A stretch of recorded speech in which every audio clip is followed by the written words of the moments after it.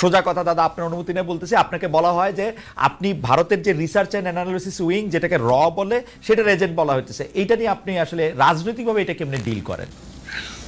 জনাব গয়েশ্বরচন্দ্র রায়, আমি 2006 থেকে 2025 পর্যন্ত বিএনপি রাজনীতিতে কি পরিবর্তন আসছে সেটা একটু ধাপে ধাপে জানবো। আমি আপনার কথা থেকে নিয়ে যদি আমি এটা বলি যে বেগম খালেদা জিয়া, এটা আমরা কিন্তু, আপনি আজকে বলছেন, আমরা কিন্তু এটা প্রমাণও পেয়েছি যে বেগম খালেদা জিয়া কোনোভাবেই আসলে দেশ ছাড়তে চান নাই, অনেক প্রতিকূলতা সত্ত্বেও।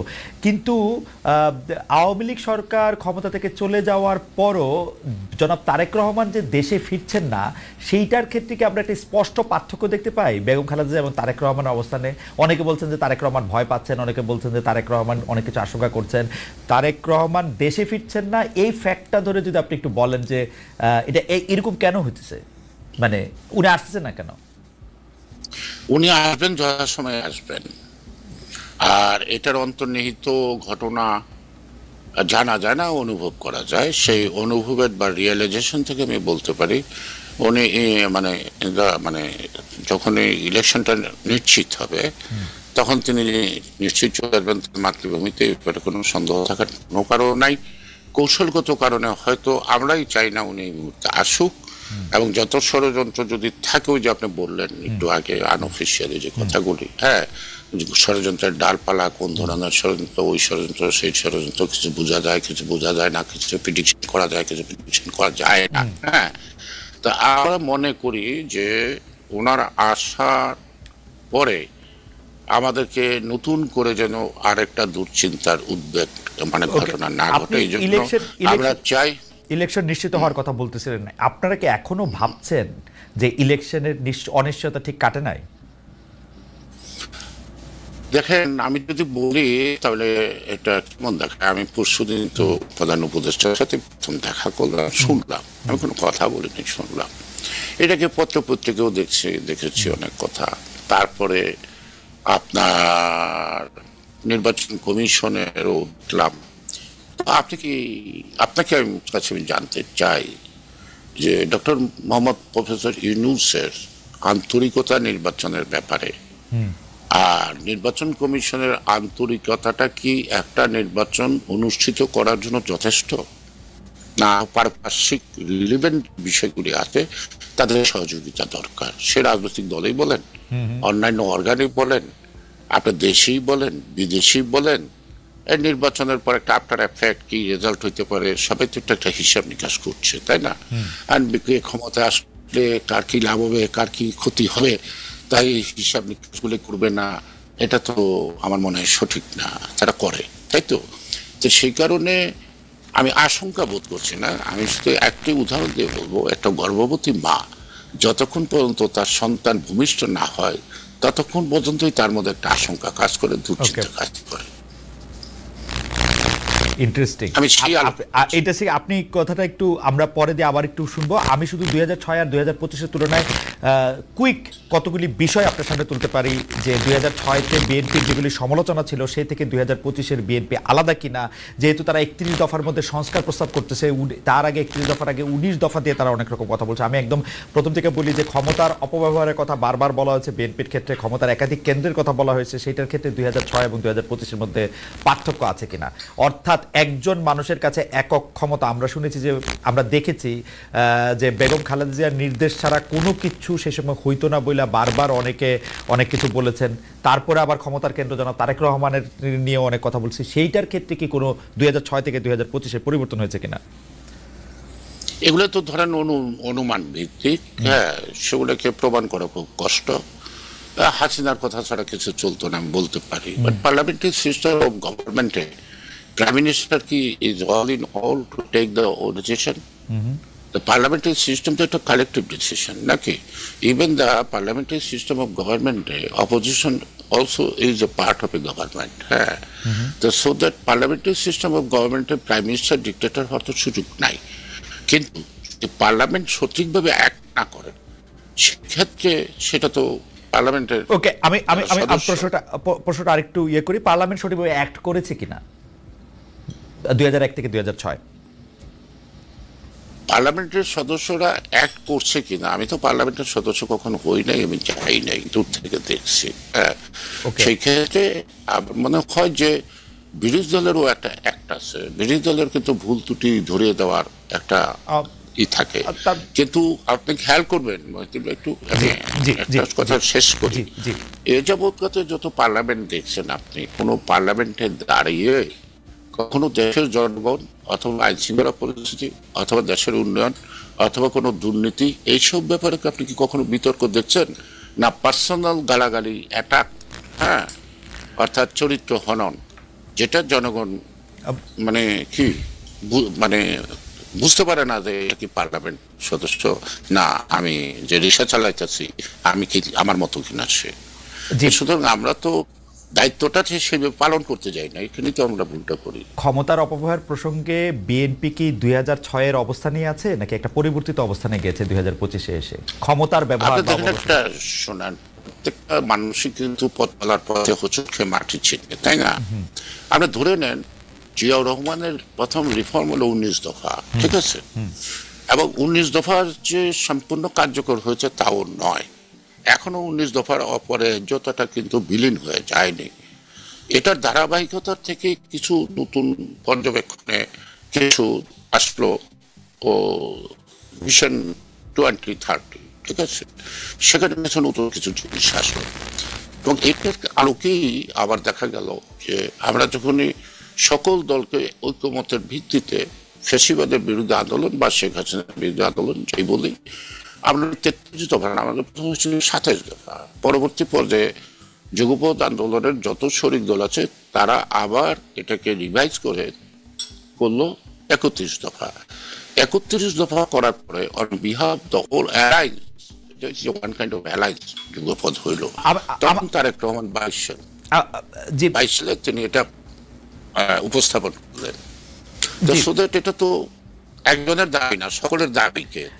সেটা ঠিক আছে, মানে আমি একজনের দাবির কথা বলতেছি না, আমি আসলে শুধু বিএনপির কথাই জানতে চাইতেছিলাম আপনার কাছে জনাব গয়েশ্বরচন্দ্র রায়। আমি তাহলে একটু আগাই, তার মানে ক্ষমতা প্রসঙ্গে আপনি যেভাবে ব্যাখ্যা করলেন সেটা হচ্ছে ক্ষমতা আসলে একক কোনো প্রক্রিয়া না বা এটা, কিন্তু আমরা দুর্নীতির প্রসঙ্গে যদি আসি, যে দুর্নীতির ক্ষেত্রে বিএনপির যে অবস্থান 2001 থেকে 2006 অর্থাৎ ক্ষমতায় থাকার মধ্যে ছিল, তার সেটা পরিবর্তন হয়ে 2025-এ কোনো বদল হয়েছে কিনা আপনি যদি বলেন, যে মানে অবস্থানগত পরিবর্তন। এখন প্রশ্নটা হলো যে আপনি 31 দফা নিশ্চয়ই পড়ছেন। জি পড়ছি।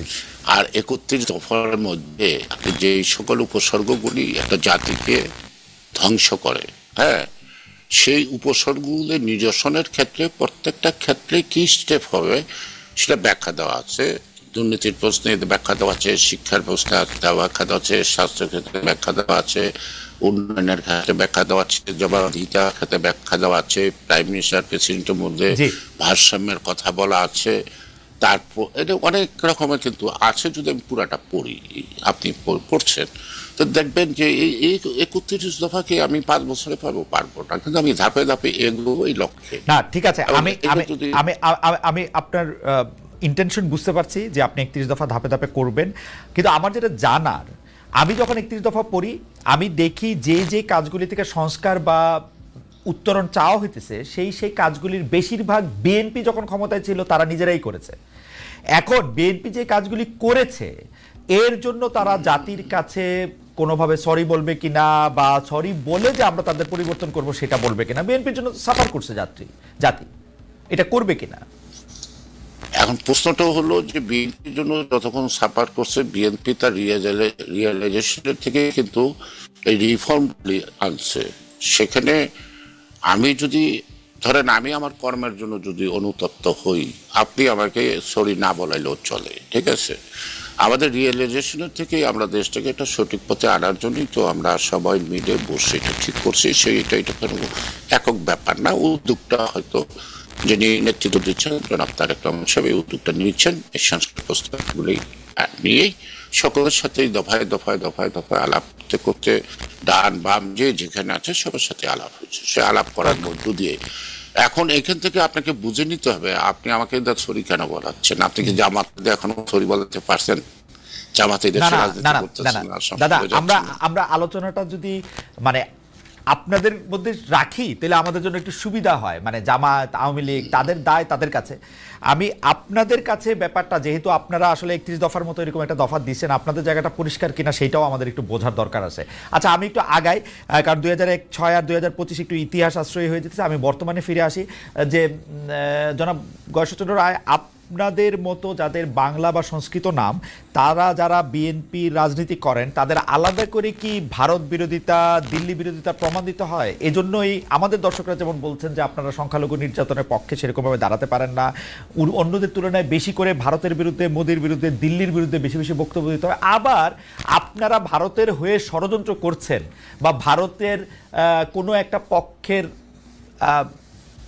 সোজা কথা দাদা আপনার অনুমতি নিয়ে বলতেছি, আপনাকে বলা হয় যে আপনি ভারতের যে রিসার্চ অ্যান্ড অ্যানালিসিস উইং, যেটাকে র বলে, সেটার এজেন্ট বলা হচ্ছে। এইটা নিয়ে আপনি আসলে রাজনৈতিকভাবে এটা কেমনে ডিল করেন?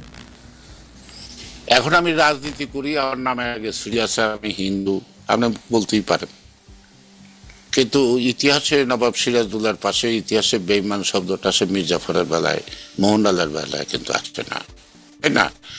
আরেকটা জিনিস হলো যে আমি এই দেশের মাটিতে জয়েন করছি, I am the son of this soil. এই দেশের প্রতি আমার দরদ থাকবে না, ভালোবাসা থাকবে না, অন্য দেশের প্রতি থাকবে। আমি হিন্দু না হয়ে মুসলমান হইলে আমারই একমাত্র বাংলাদেশের প্রতি দরদ থাকবে, এমন কোনো ব্যাকরণ কি রাজনৈতিক ইতিহাসে আছে নাকি? আছে? এটাকে বলছে রেজাউল, রেজাউল করে মাওলানা ফজলুল হক। হ্যাঁ, আপনারা তো জানেন ওনারা কার কথা চলে কি, উনি কথা বলছিলেন। তখন আমি ওনাকে উত্তরে বলছিলাম যে আপনার মতো হুজুর থাকতে আমার কোনো মূল্য আছে কি? কোনো মূল্য নাই। আমার সাথে তো ভারতের কথা হয় না, আপনার সাথে কোনো রয়ের লোকের সাথে দেখা হয় না। আমাকে তো ভারতীয় হাই কমিশনার আমার এই 63 বছর রাজনৈতিক জীবনে, 48 বছর বিএনপির রাজনীতিতে আমি মন্ত্রীও ছিলাম, ভারতে কখনো আমাকে দাওয়াতও করেনি, তাদের কোনো অনুষ্ঠানে তো আমাকে দাওয়াত করে না। How could you approve? কেন আমাকে? হ্যাঁ, আমি জাতীয়তাবাদী রাজনীতি করি, স্পষ্ট কথা বলি, এবং এই স্পষ্ট কথা বলাটা আমি মনে করি আমার কোনো অপরাধ না। ওকে, কে কিভাবে নেবেন সেটা তার ব্যাপার।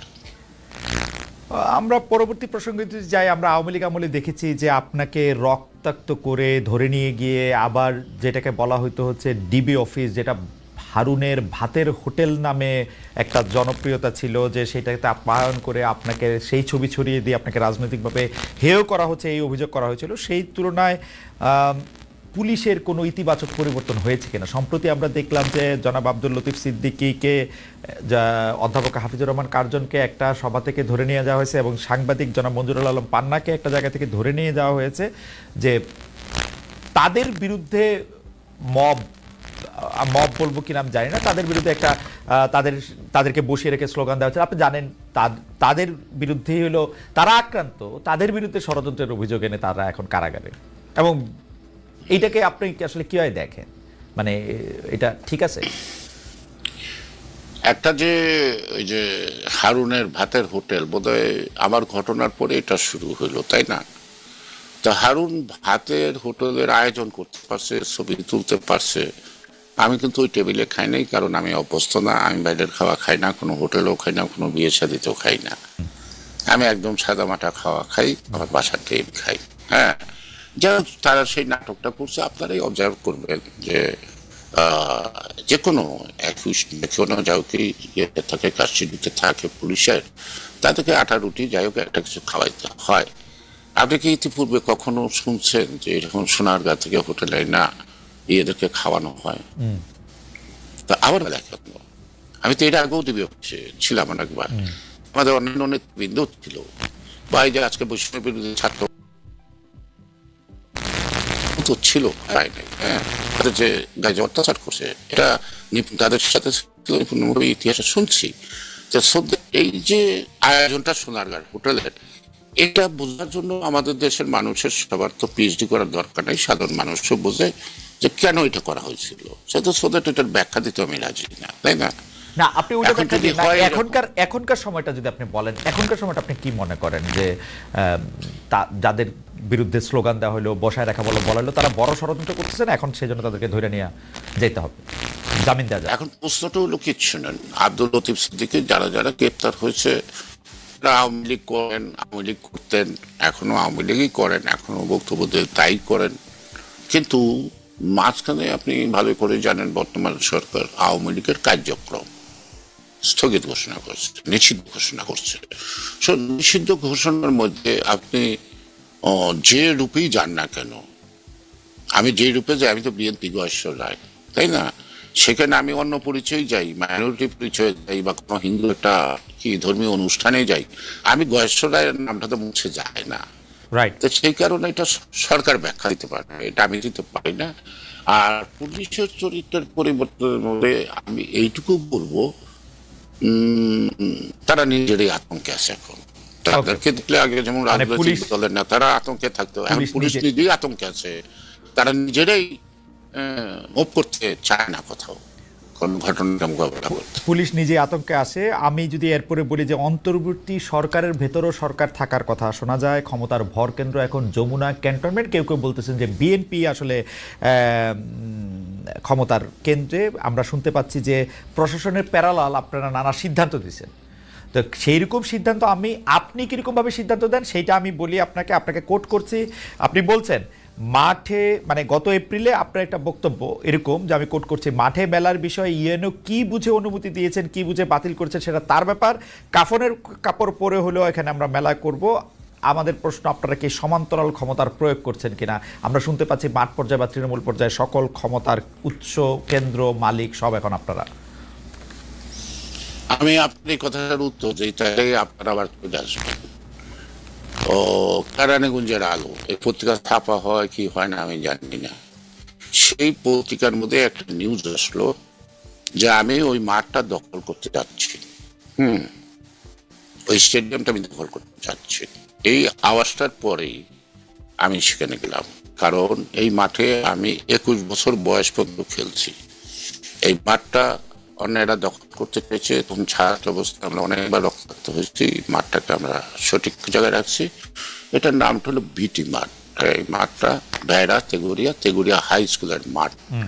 এখানে বিগত সরকারের বিদ্যুৎ প্রতিমন্ত্রী তিনি এটাকে স্টেডিয়াম ঘোষণা দিয়ে সাধারণ মানুষের 6 বিঘা জমি নিচ্ছে, কিন্তু তাদের ক্ষতিপূরণও দেয় নাই, কিছু দেয়নি। আর এই মাঠটার মধ্যে প্রতি বছর পয়লা বৈশাখী ঘুড়ির মেলা হইতো এবং একটা বৈশাখী মেলা হইতো। তো দীর্ঘদিন হয় না, তাই আমার অত্র এলাকার মানুষের অনুরোধে আমি এটা করলাম। এখন সেই কারণেই আমি সেদিন বলছি যে এটা অনুমতি দেওয়ারে কি না দেওয়ারে কি, এটা একটা মেলা। আমি মাঠ দখল করতে আসছি, আপনারা সবাই আছেন, সেনাবাহিনীর লোক আছেন, র্যাব আছেন, পুলিশ আছেন, সবাই আছেন। দেখেন মাঠ দখল হয় কি করে, এটা কেন আমি মাঠটা দখল করবো? আবার ইন্টারেস্টে কি মাঠটা দখল করা? আর এই মাঠটা তো দখলে আমরা রাখছি, মাঠটা ওনারা আত্মসাৎ করতে চেয়েছিল। চারিদিকে বড় বড় নামি দামি হিন্দুরা ছিল, তারা একটা দান করে গেছে, তারা এই দেশে নাই। তাই যারা ভূমিদস্যু তারা এটা দখল করতে চেয়েছিল। আমি কিন্তু আমার যখন 12 বছর বয়স তখন থেকে এই মাঠ নিয়ে মারামারি। আমি যখন মন্ত্রী হলাম তারপরে সকল কাগজপত্র ক্লিয়ার করে স্কুলের নামে মাঠটা দিয়ে দেওয়া হলো। তো এই যে প্রথম যে কেরানীগঞ্জের যে আলো, কেরানীগঞ্জের যে আলো যে নিউজটা করলো, আমি মাঠ দখল করতে গেছি, এই কারণেই আমি তখন বললাম যে মেলা হবে, রাইট, মেলা হবে। পরবর্তী পর্যায়ে ডিসি সাহেব জিনিসটা বুঝতে পারলেন, বুঝতে পারা মেলা আমি করার ব্যাপারে আমি শুধু পার্সপেক্টিভ, দাদা আমি শুধু পার্সপেক্টিভে ফালানোর জন্য আমি বলতে চাই যে, ধরেন এখনকার অবস্থা এরকম না, আওয়ামী লীগ সরকার ক্ষমতায় আসে, আপনার এই যৌক্তিক দাবির ক্ষেত্রে কি ডিসি সাহেব ব্যাপারটা বুঝতে পারতেন, বা ইউএনও সাহেব এটা বলার পরে কি আপনি এটা বলতে পারতেন? কোনটা? যে আমি মেলা করবই, আপনি যা বলেন তা বলেন। তাহলে বলি, 16ই ডিসেম্বরে একটা বিজয় মিছিল আমি গেলাম। আমি এই বিজয় মিছিলটা আপনার 16 বছর আগে থেকে প্রথম কেরানীগঞ্জে চালু করলাম। 7 থেকে 8 মাইল লম্বা বিজয় মিছিলটা হয় 16ই ডিসেম্বরের স্বাধীনতার বিজয় দিবস। তো একজন লোক টি শার্ট পরা আইসার সামনে বসলো, আমি তাদেরকে তাকাচ্ছি না। দাদা একটু সংক্ষেপে যদি বলেন, দাদা একটু সংক্ষেপে যদি বলেন। আমি সংক্ষেপে বলছি। সে বললো যে আপনারা কি করবেন? আমি বিজয় মিছিল অনুমতি দিয়েছেন থানার, আর দেশ স্বাধীন করলাম, যুদ্ধ করলাম, আজকে আমরা বিজয় আনন্দ করবো, তোমার থানার অনুমতি নেবো, তুমি ভাবলা কি করে? তুমি যদি আমার এই বিজয় মিছিল আটকাতে চাও, তোমাকে আধা ঘন্টা সময় দিলাম, তোমার যত ফোর্স আছে তুমি এখানে করো, আমি হাঁটবো, আমি আজকে মরার জন্য আসছি, যদি পারো আমাকে মাইরো। আচ্ছা। কিন্তু তারপরে চলে গেল। আমি কিন্তু 7 মাইল লম্বা সেই বিজয় মিছিল করলাম। কোনো সময় থানার সামনে দিয়ে যাই না, কিন্তু সেদিন থানার সামনে মানে সামনের গেটের রাস্তা দিয়ে গেলাম, কোনো অন্য সময় এড়িয়ে যাই।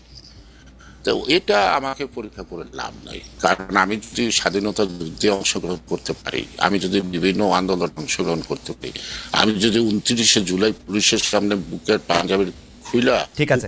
দিতে পারি আমরা একটু আমাকে প্রশ্নটা করে ছোট করে